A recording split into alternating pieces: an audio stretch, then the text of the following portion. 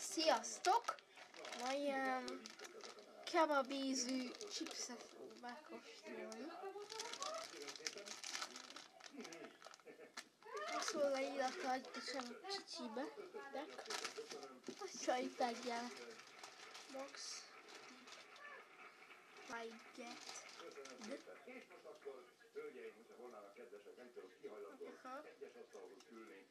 Igen, hát akkor elmondom, hogy melyik két csillagjegy vetekszik egymással a 60, illetve a 100 000 forintért. Hát kérem szépen, a Vikák és a Ikrek. Kérjük az egykori győztes Vika, illetve Iker csapat jelenlévő tagjait.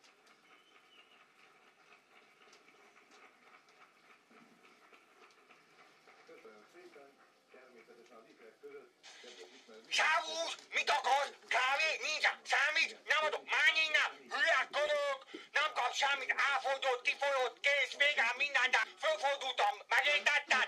Toki, hülye vagy? Kábász, nem sem már vigyázzam, már behozott neked egy olyan strigulát, hogy nem igaz.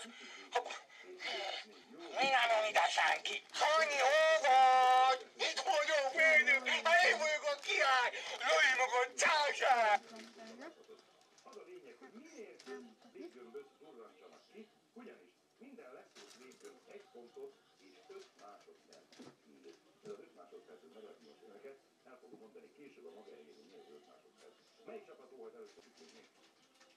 Egyik se? Hát akkor viszont láttátok, kedves nézői. Vannak vége van.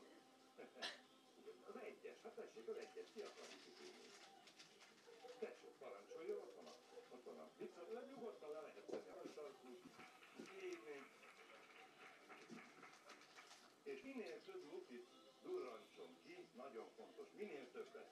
Elmondom még egyszer, minden leszúrt struktallon 1 pontot és 5 másodpercet ér. Hát akkor, amíg gazdasági zongoráznak. Köszönöm.